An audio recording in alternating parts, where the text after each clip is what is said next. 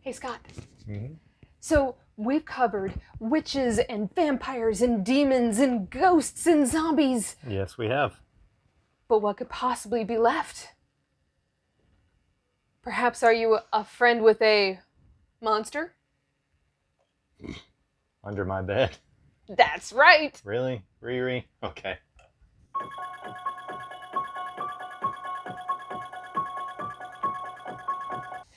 Hello, everyone, and welcome back to Married with Comics. I'm your host, Laura, and this is the best co-host, my husband, Scott.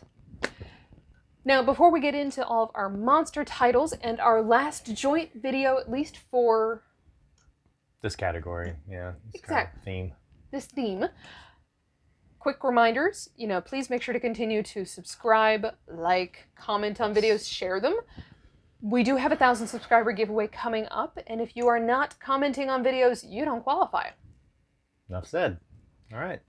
Second reminder is this Friday we are going to be live on the Kraken's Horde. We are doing a fundraiser for the channel. We are going to help them sell some slabs, some sets, some comic books. It's going to be a lot of fun, and anyone who purchases anything from that show is going to get a free Married with Comics bookmark, custom-made, fantastic item to add to your repertoire. Very cool. Now into the monster goodness. Yes. So monsters, first of all, it's a big category. I think that's one of the reasons that we saved it for last two. Because that can include anything from like your classic Hollywood monsters, Frankenstein, the Mummy, Dracula, Definitely. Creature from the Black Lagoon, the Invisible Man. It's also considered one of those classics. A lot of people forget about him. Maybe because you can't see him. I don't know. Anyhow, but in that same vein, that's why there are going to be more issues that we're talking about, more titles in this video. And you can see that they run the gambit quite a bit, from your classic monsters to more modern monsters to maybe even monsters that draw their inspiration from more modern films, we'll call it, right? Yes. Okay. So I'm going to kick things off with one of my very, very favorites. First of all, I'm wearing my Scooby shirt because this is exactly the kind of crew that the Mystery Inc. gang would have possibly teamed up with in some cartoons. They would have been terrified. Scooby would have been like, no. But they would have gotten the mystery solved. And I'm starting with DC's Gotham City Monsters. So, love the artwork, number one. Love the storyline. It's taking place during the City of Bane. Ooh. So this is kind of an offshoot story. So City of Bane's happening in Gotham proper. This is dealing with the section of Gotham that's kind of left to its own devices because it is primarily inhabited by monsters. So they're kind of self-ruling. They're also kind of on the outskirts. They're not really involved in so much of the City of Bane storyline, but it includes some characters you will be familiar with. For example, Killer Croc makes an appearance in the very first issue, and it's kind of a turning point in his storyline. He's left Suicide Squad. He's trying to start over. This entire series, I will say, without giving too much away, is kind of about his journey. Let's just put it that way. There are also some characters you may not be as familiar with. Orca, a female genetic biologist who was experimenting with sea life to try and help humanity and wound up injecting herself like they always do because they can't wait for the FDA to approve testing, right? No. Turns herself into a killer whale. You also have a character I was not familiar with at all, a clay woman. And then you have Frankenstein's monster, the Red Demon. And then the enemy throughout the thing, the main antagonist, is Melmoth. So if you're familiar with him, he's been in other storylines. Him and Frankenstein's monster have been in other storylines together specifically. But you don't have to know that or anything about those to be able to pick this up, read it, start with issue 1, and fully become immersed and follow it all the way through to the end and enjoy every minute of it. You don't have to have a lot of backstory. They provide enough in here so that you know why individual characters interact the way they do. You also, later on, get Batwoman. Okay? Ooh. So Batwoman comes in. She has a kind of key role. She is one of my favorites of the Bat family that I have not seen in as much publishing. I thought that would change when the CW show came out. I still haven't really seen her on the shelf that much more. People have gone kind of crazy over the omnibus that just came out. Okay. But yeah, she's not as prominent as Batgirl. One thing I will give away is that can tell by the covers, at some point you wind up with kind of classic versions of monsters versus this new Monster Squad, Gotham City Monster Squad. That's cool. You can see where their counterparts are, but you have like a werewolf and you have Dracula, and then on the other side you have an original vampire, you have Frankenstein's monster, you have Orca. So basically you can see the squads kind of built up, and their interactions are really cool. I will tell you that I like this one at Halloween especially. I probably wouldn't read it as much throughout the rest of the year, although you could, but it really sets me in the mood for Halloween, partly because of the art and storyline itself.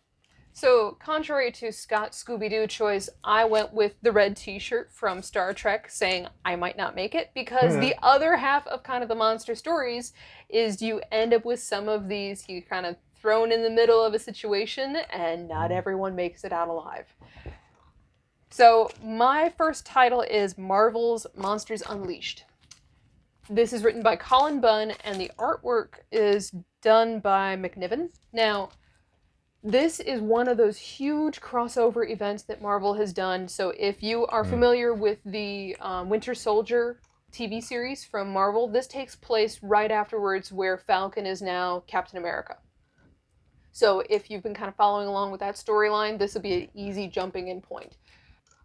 You basically have these kind of meteor type things, and when they crash, suddenly a monster appears from within the meteor and starts attacking all over the world. So where you get the crossover event is because you now have Fantastic Four, you have X-Men, you have our Marvel heroes, the Avengers. Everyone is kind of pitching in to try and take on these monsters. The problem is by the time you defeat one, another one appears. So then they're also trying to piece together, what is causing the monsters, why did they pick Earth, and how the heck do we stop them? The art in this is absolutely incredible. You have some amazing kind of 2-page spreads of just these epic battles. The problem that I have with it is, even though it is just this kind of constant fight sequence, is that story plot-wise, it's okay. So if you actually had a young adult reader who was trying to kind of get into comic books, this may be a great title for them because it's so much action, and there is kind of a plot line, but you don't really need to know any of the other characters that are kind of being thrown into this action sequence, because it's not about character development, it's about fighting monsters. There's nothing wrong with that. And there's a final kind of twist that they put into it as to why the monsters picked Earth and how to defeat them, and it is really, really predictable. But again, if you're a younger adult reader and you don't care and you're just in it for the action and that beautiful art, then who cares? Cool. So this is one that I probably won't reread. I may kind of glance at the art again, down the road, but it was just a really fun kind of monster story. Sounds cool.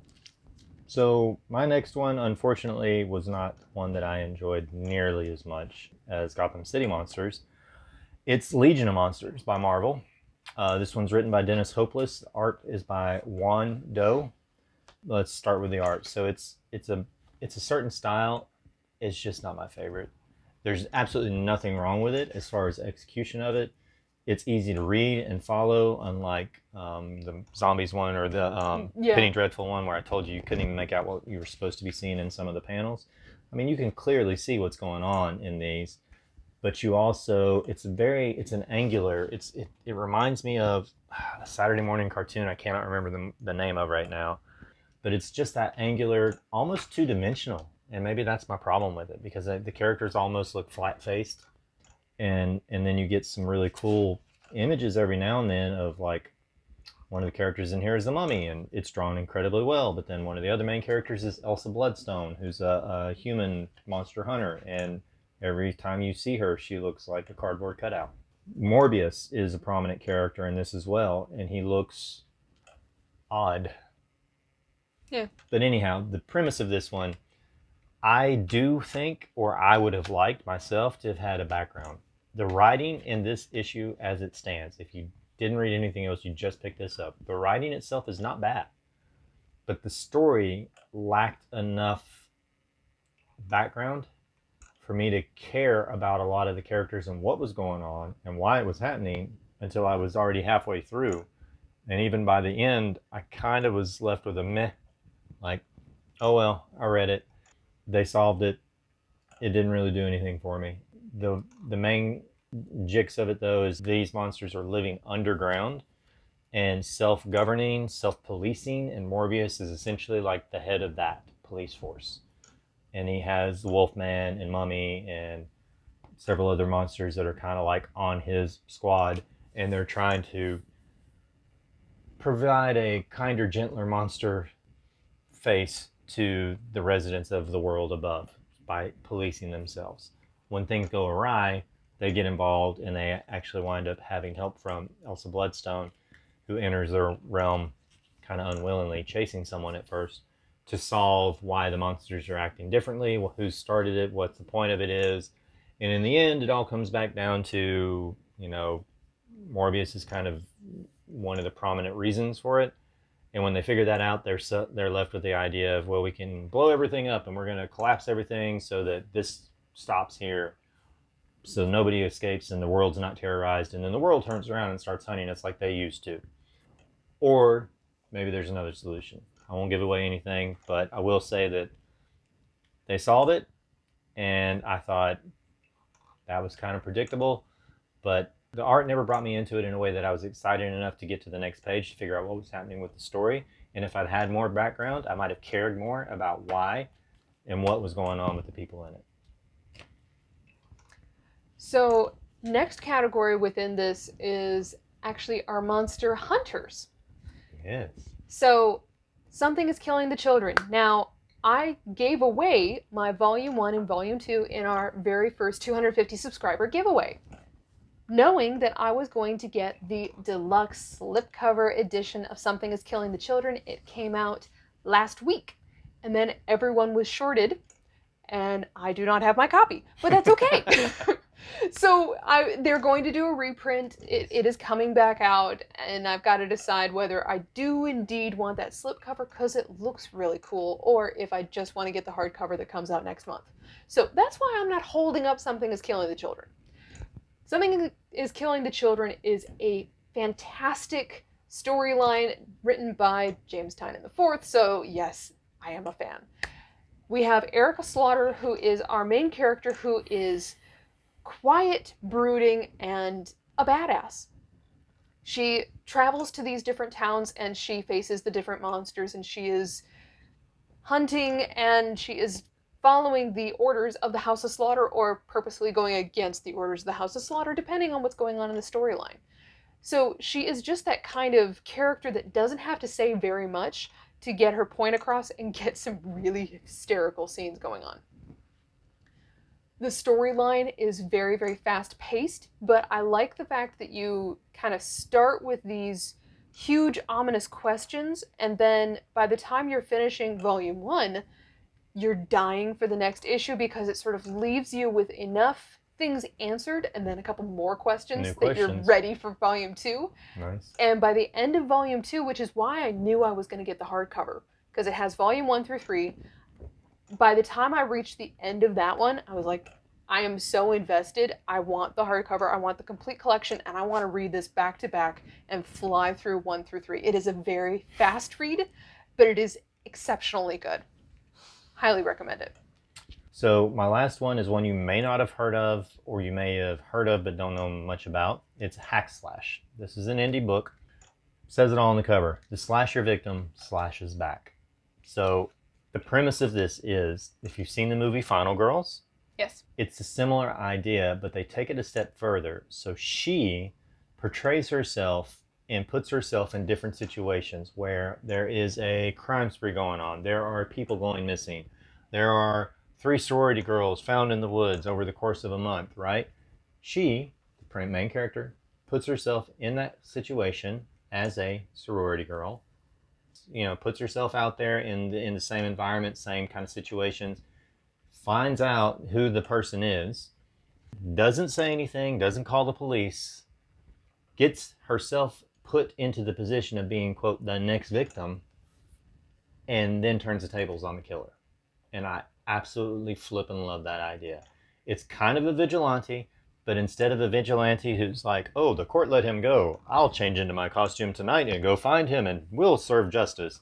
She literally is like, oh, no, I don't know if I should go walk in the woods with you, but okay, I guess it's all right. And she gives the cheesiest little lines that we hear time and time again in all these like B-grade slasher flicks, right?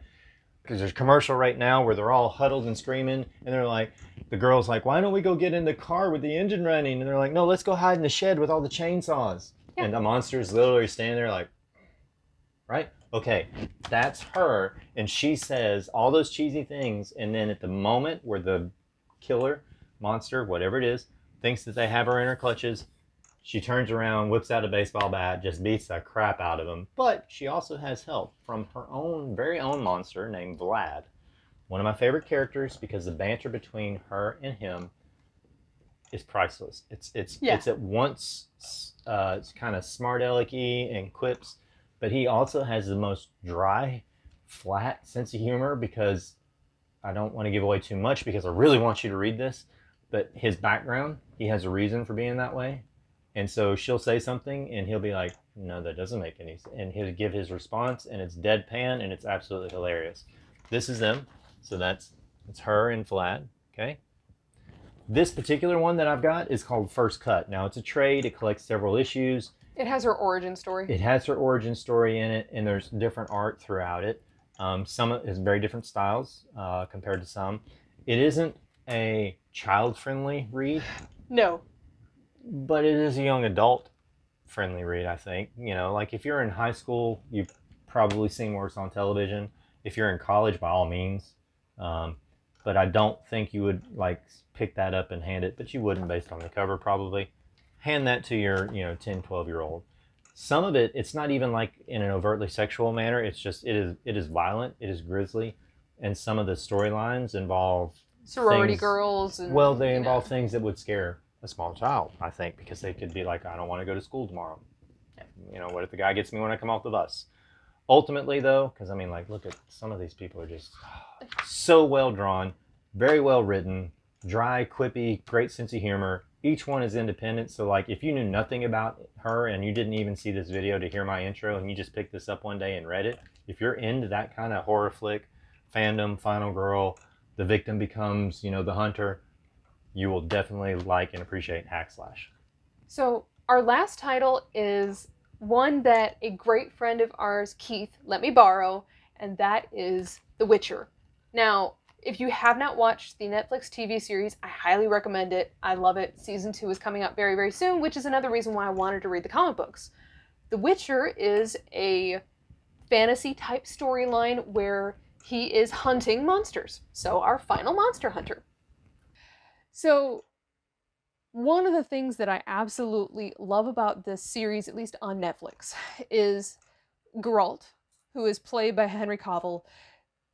They actually intentionally removed dialogue from that character because he spends more time speaking with his grumbles and his facial expressions of just absolute disdain and frustration, and it's perfect. So they always kind of put him with another character that is a bit more chatty, and that back and forth works perfectly. So in these two comic books, we have House of Glass, and this is Volume 1 and Volume 2. We have two different companions, two different monsters, two different storylines, two different adventures. Well, and to preface that too, the actual written version of The Witcher, in books and trades and so forth, is much, much longer and includes an incredible amount of history compared to the TV series. Like if the TV series is like looking at one little 30-second blip on a 100-year timeline is the way that Keith kind of described it to me. There's a lot more in print. So if you're only familiar with the TV series, you may be like, what? Where's the people on the TV show? But his version, these versions of it, you'll understand enough about the main character that it'll flow right along, I think. So one of the big things that I did notice kind of as a first stark difference between the TV series and the comic, because I haven't read the book. We've got the video game, we haven't played it yet. We'll get there. The big difference is in the comic book, it's a lot harder to express that grumpy, sideways glance, facial expression type of retort in an art form. So you do see that Geralt talks a lot more, which at first I was like, oh my gosh, he's like full sentences here. What's going on? So you definitely see that slight change in his personality, but it's still, you still have kind of the grumpy character is still there, but he's also incredibly intelligent. So he's still piecing together what's going on with, the monsters, the hunting. And the other thing I will say is that each of these stories, because it's different companions, different monsters that they're hunting, you can actually read just volume 2 and not read volume 1. I really liked actually both of these. Volume 2, just, it had some extra little twists in it for Fox children that I really, really enjoyed. For me, I had to kind of treat it as a side adventure. It was a lot of fun, and it gets me even more excited for season 2. Cool. So there you have it. I mean, we have monsters fighting other monsters. We have monsters fighting other evil. We have monsters protecting good people from other monsters. We have monster hunters that are after the good and the slashers, the monsters, the fantasy monsters. Right? There's a lot to cover. So what are some of your favorites? And I know that we covered kind of a broad swath and we kind of went all the way across the spectrum of the publishers, but maybe there's something we left out. I know there are several that I would have liked to have in that we had to cut just for time. That'll be around next year. Absolutely. Probably. But yeah, so let us know what some of yours are and what you think if you've read any of the ones that we mentioned today. What were your thoughts on them? And as always, we will see you all again very, very soon. We have a couple more titles to finish out our month, and of course, our live show on Friday. So we will see you all very soon. Have a wonderful day, everyone. Don't forget, Greyhounds will be there on Friday. At least one of them, I think, right? I may do something special. If we sell the whole row, listen, we may pick them up. We may put them on camera somehow. Tune in Friday to find out what we do to throw out Scott's back. Yes! It's going to be fun. Have a great day, everyone.